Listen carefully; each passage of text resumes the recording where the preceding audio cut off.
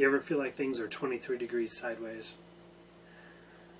So we're creeping along and crawling towards a definition of redlining. I've given you a couple of textbook definitions, simplified, but we're not really there. We're going to have to creep and crawl along towards a definition and an understanding. A simple, linear, utilitarian definition of something like redlining will not work. There's a danger right now that the American progressives are the biggest impulse, the biggest movement, the biggest growing cause of redlining in the United States. That's a dangerous statement to make. But let's give it a shot and explain why. I don't want this channel to be political. This isn't about politics. But at the same time, I have to keep my integrity and push the boundaries of what we're talking about. The American progressive left, very specifically progressives, okay, urban progressives, socialist progressives, new progressives, the American progressive left pushes redlining on all populations that are in disagreement with them. And that's a really scary thing. Politically, this is a great time if you're mapped, if you're modeled, if you run a muse that is revolutionary, because this is excellent. If you want to be a dissident, if you want to be a revolutionary, if you want to fight against something, the American progressive left has got you set up for a lot of life goal script satisfaction. This is going to be a fun game. So, the American progressive left, if you do something that they don't like, they will get your information, where you work, who you are, where you live, who your children are, and they will deny you services. They will get your kids kicked out of school. They will take your job. They will get you deplatformed. They can kick you off of social media entirely.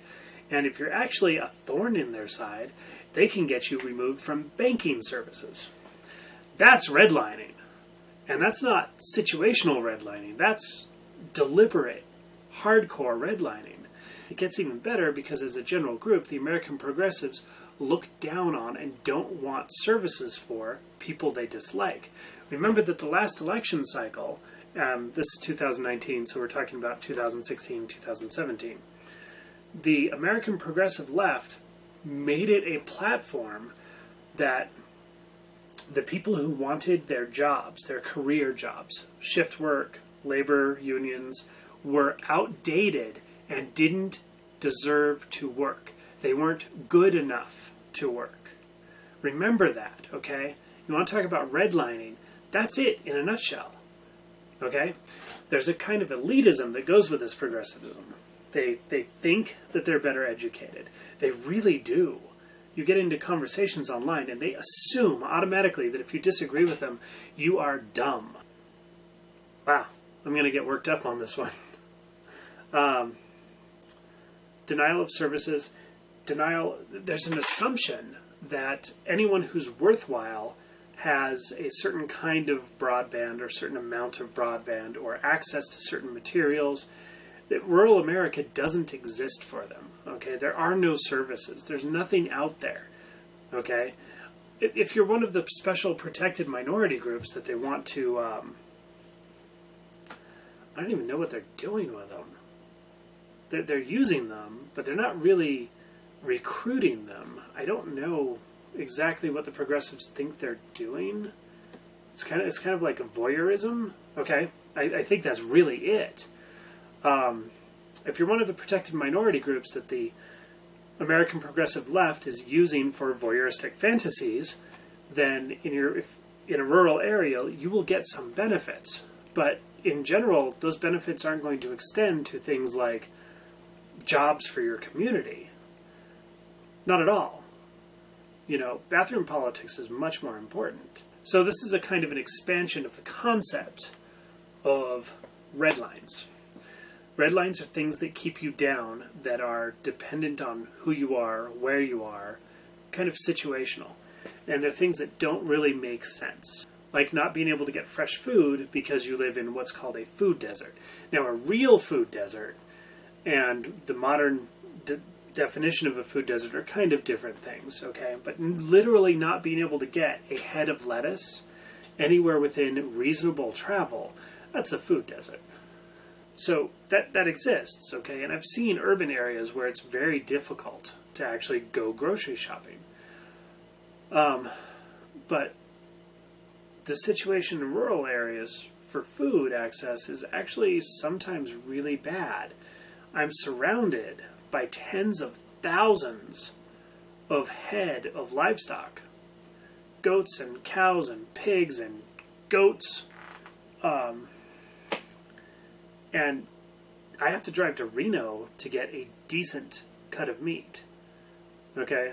That's an hour and a half on a country road doing 80 miles an hour. That's not close. To a certain extent, that's a food desert.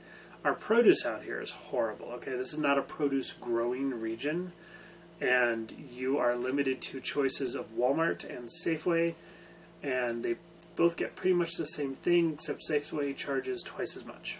This is a red line. Okay, this is a redlining situation. I have some ideas and conversations about why these things exist and how you could stumble towards a utopia where things are a little bit better. But right now, this video, the important part is that the progressives like that, okay? Or at least they don't care about it. They are pushing, redlining populations that disagree with them. If you have a MAGA hat, man, I got to get one of those for a prop. The MAGA hat. If you have a MAGA hat, they literally don't want you to be allowed to do basic life stuff. Go shopping, go to a restaurant, go to Starbucks. They don't want you to be able to do that. They don't want you to be able to get online.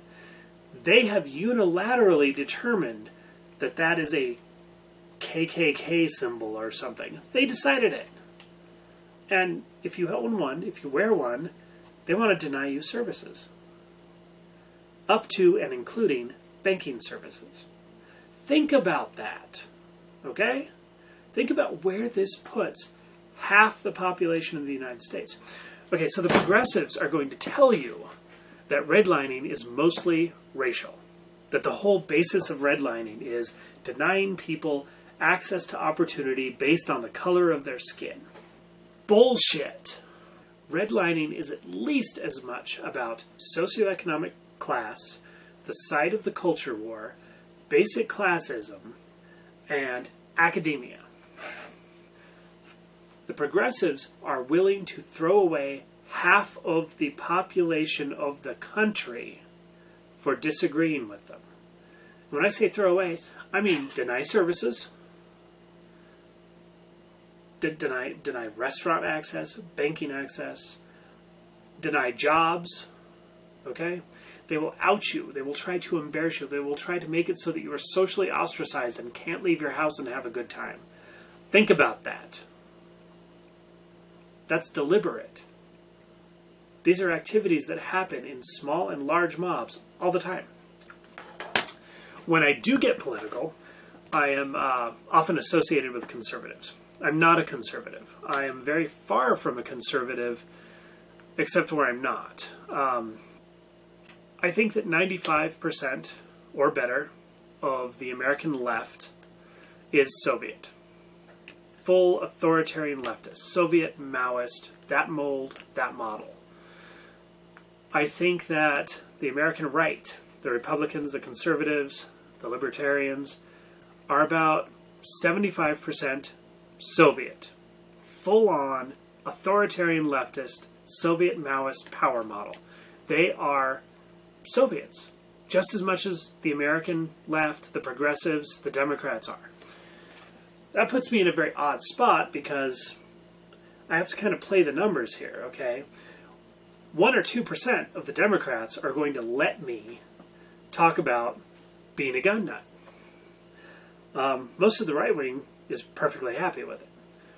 Okay, about 30% of the right wing, maybe 50%, is going to be okay with me being openly polyamorous. About 90% is going to be okay with me being quietly and silently polyamorous. I'm on your side. I go to your Republican meetings. Just don't talk about it. The Democrats don't do that. Okay? The Democrats don't do that at all. Forget about the polyamory. Take any other aspect, okay? I'm a gun nut. I'm a fervent First Amendment supporter. I am not Christian, and I will defend all First Amendment rights for Christians. That doesn't fly. I don't get a 25-30% support from the Democrats. I don't get a 90% pass. I get a nothing. Okay? And that's why I'm usually associated with conservatives, is because they don't actually kick me out of the building. You know, I'd like to be involved in politics.